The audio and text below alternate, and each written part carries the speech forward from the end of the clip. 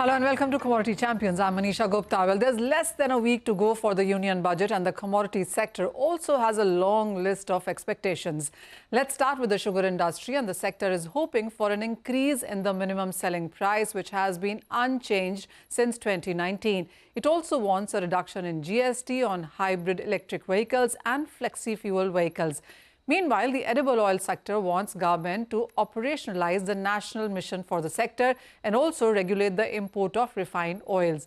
Joining us now to discuss this is Atul Chaturvedi. He's Executive Chairman of Sri Renuka Sugars. Thank you for joining us, Mr. Chaturvedi. And I'll start with sugar first. And this is a sector that has been in a sweet spot for the maximum of last 1 year. Of course, since December, when we saw some curbs coming in making of ethanol, and then the street is still now waiting for the ethanol pricing. And then, of course, the exports are shut. So there have been some periods of downside as well. But when it comes to budget, and this is one time that the sector does anticipate that there would be something announced for the segment as well. What is your sense on when it comes to sugar? And then, of course, we'll talk about ethanol as well. But for sugar, what is your sense on what the sector could get? Honestly speaking, I'm reminded of an old English saying, if wishes were horses, beggars would ride. We have a reasonably big wish list as far as the sugar sector is concerned, but how much of that the Honorable Finance Minister is going to look at it is actually $1 million question. In fact, the sugar sector got soured in the month of December when, contrary to the scenario which was existing at that point of time, the government in its wisdom actually banned the conversion of cane juice into ethanol and B-heavy into ethanol. So that put a spanner in the works as far as the sugar sector is concerned. And the end result was that we are now saddled with massive stocks of sugar. And we've been waiting for the government to release at least minimum 2 million tons of sugar for export.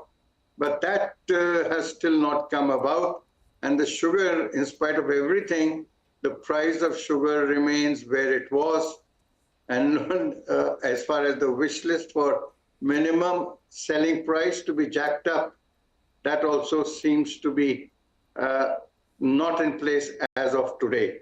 So our wish list would be that the minimum selling price of sugar should actually be jacked up to anywhere between 40 to 42. In fact, a study was done by the cooperative industry, and they've come up with the figure of 41.66 per kg as the current cost of producing 1 kilo of sugar. So if that be the case, then the price of sugar or minimum selling price of sugar should be jacked up to around that level. And the funny part is, the FRP or the fair remunerative price for cane keeps going up, and it has in fact gone up from about 2,515, 2018 to about now 3,400. But still, nothing has changed as far as the MSP is concerned. So I think it's high time the government bit the bullet and increased the MSP for sugar, for sure. Oh, yes. Coming to ethanol itself, and while, of course, converting ethanol from cane is one part of it, but for ethanol itself, the last couple of years have seen a lot of capex go in, as most mills have invested in capacity there. With the kind of moves that we've seen in the last 6 months, not very comforting, really. Are you hoping for something for this sector also? No, I don't see any reason why the government should not open up or resigned their order of banning cane juice and B-heavy into ethanol. The government is actually buying maize-derived ethanol at about closer to about 72 rupees a litre. And I see no reason why the sugar sector should be deprived of that. And the sugar sector has also been clamoring for increasing the price of ethanol to about closer to what we are paying or the government is paying for maize ethanol. And for B-heavy, we want it to be raised up to about 66 rupees from the current 60 rupees or thereabouts level. So it's important, and the fears of inflation hitting the sugar sector, I think, are all unfounded. In fact, last time also, I think we were expecting, or at least the story was that the production is going to be 29 million tons or thereabout. but we've landed up having a production of about 32 million ton plus of sugar and another 2 or 2.5 million tons of sugar getting diverted to ethanol. So I think this year the monsoon has been reasonable, and the rain gods have been quite beneficial, or rather benign, for India. And the cane belt has got very good rain, so there's no reason why our cane production should be low. The government doesn't need to be fearing inflation as far as sugar is concerned. No reason.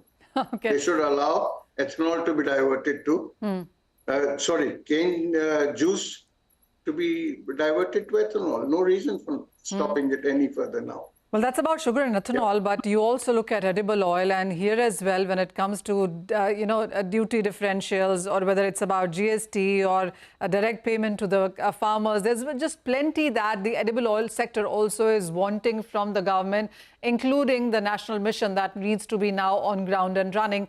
What do you think we would see via this budget? No, national mission has been talked about for almost now maybe 8-10 years. But somehow or the other, it has still not seen the light of the day in real terms. Some national mission efforts have been done as far as rice, palm oil is concerned.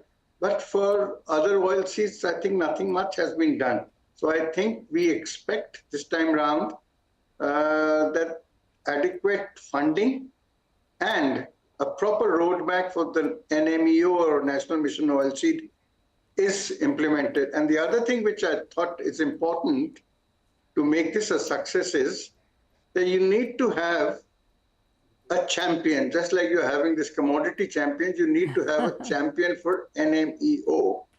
The trouble is that one ministry, or the agriculture ministry, wants the prices to go up and the farmers to get paid better. And you've got another ministry, which is the Consumer Affairs Ministry, which insists that the consumer should be protected and the prices should be lower. So there is a bit of a disconnect between the two. So it's important that you have a champion to bridge this gap. And in fact, when this technology mission was launched way back in late 80s, you had Sam Petroda at the head, and he was able to bulldoze whatever he wanted, and he had the full confidence of the Prime Minister of that day. So I think you need somebody who has the full confidence of the Prime Minister to push it through. And to add to this, no nation can afford to have its edible oil security compromised to the extent of 60 to 65%. So I think it's high time NMEO got its due. Oh, so well, one absolutely. Is that. Yes. And you want me to note down the other wish list as well? The duty rationalization, I'm assuming, is the second on your list. Yeah, very much, very much. In fact, there's no reason why India should continue to pamper the Indonesian and the Malaysian refineries at the cost of the Indian refineries. In fact, our Prime Minister is on record talking about Make in India. So I think it needs to be implemented in the country as well. So my take is that the duty differential between crude oil and refined oils should be made minimum 15%.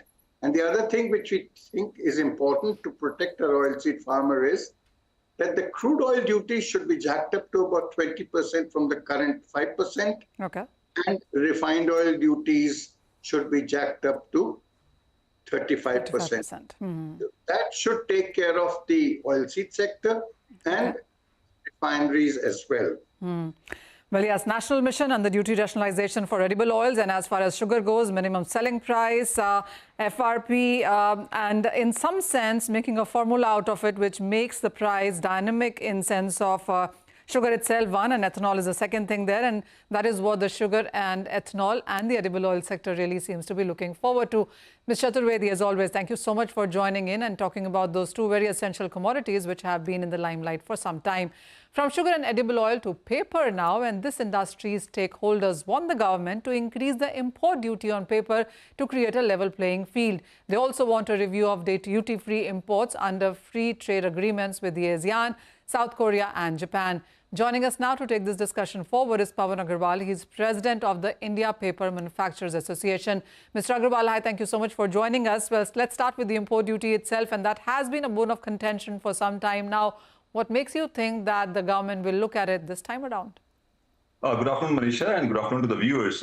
Yes, Manisha, first of all, let me tell you a little bit about the paper industry. This is the industry which is the highest employment generator in the country today, and it is highly capital intensive. And paper industry in India has, over the years, especially in the last 1 decade, has invested a lot in new capacity generation, in technology upgradation, as well as in meeting out the environmental norms. All those tough environmental norms that have been set in the past 1 decade. But the main challenge which is coming is through the free imports which are coming from ASEAN countries, especially Indonesia, and also from China, South Korea, and Japan. And to your surprise, if I can disclose the figures to you, in 2023-24, the total rise in imports from ASEAN countries, China, South Korea, and Japan is 34%, and this is creating a lot of issues with our domestic industry, especially the medium and small size paper mills.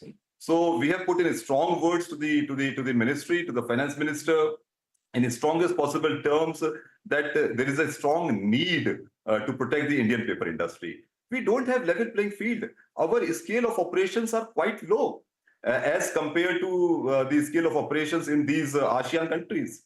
Secondly, we are short in fiber. We don't have our raw material, in abundance. Whether we talk of wood, we talk of agro, or even if it is recycled fiber, waste paper. So much so that we are importing 50% of our recycled fiber requirement from developed countries. So there is a need to look into all these FTAs which are coming for renewal in this year. So that is something we have demanded from the government in the strongest possible words. Duty that you're looking at right now.